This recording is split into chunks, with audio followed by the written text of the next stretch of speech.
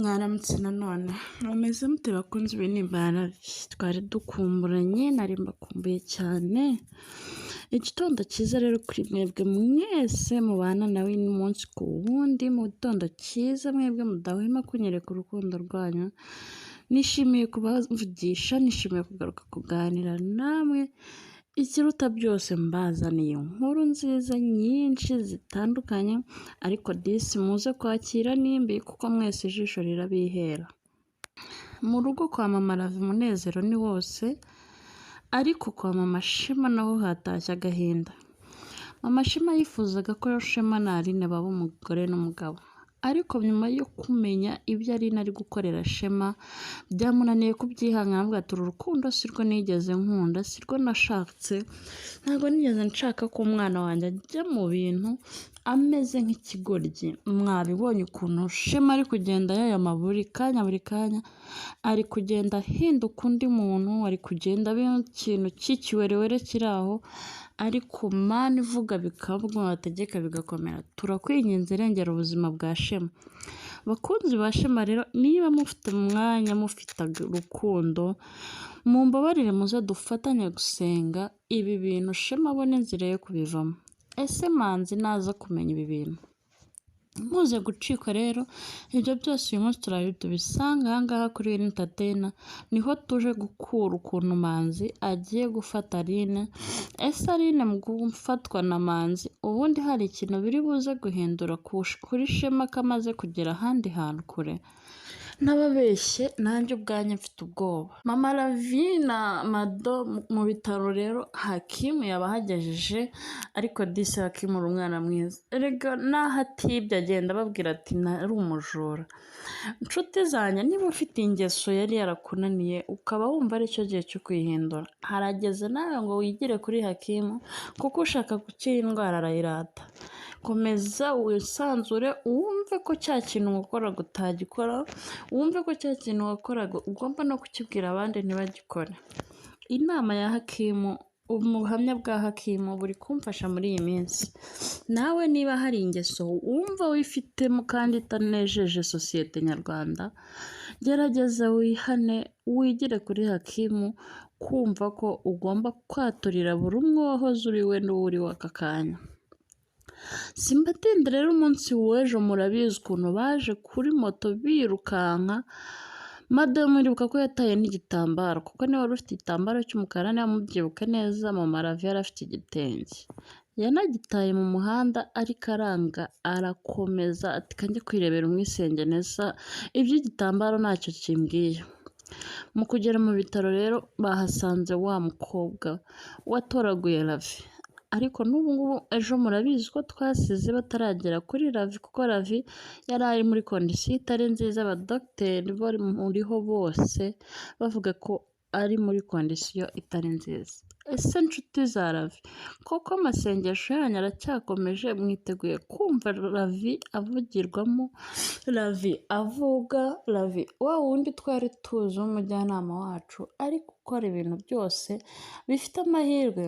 Ntimuze gucikwa rero uyu munsi ubwo Love ari we wahuye na mama we, ariko disi murabizi umubyeyi n'umubyeyi. Love yari yamaze gusubira muri koma, ariko cyumva ijwi rya mama we arimo arasenga ahamagara Imana, ya Mana itari bayari, ya Mana ya mama Love na Love basenga bakumva.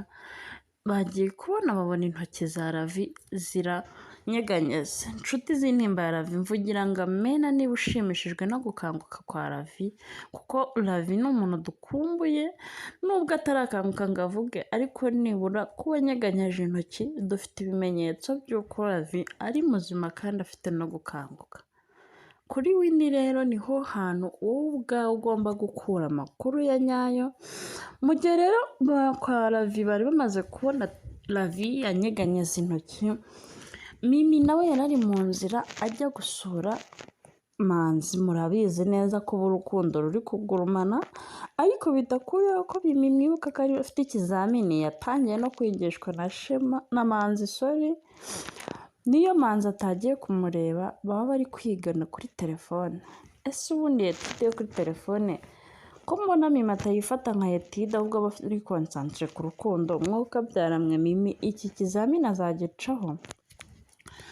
Mu gihe rero Mimi yajyaga kwa Manzi yajya asanga Shema yabaye nk'ikizongwe, Mana mumbabarire nabuze ijambo mbikoreshamo, ari aho nyine utamenya fomu arimo, abona ibintu Aline ari kumukorera, ibintu Aline akomeza yikora imbere ya Shema. Mimi kuganira na Manzi biramunanira ahubwo araturika ararira abwira Manzi ati reka twitahire.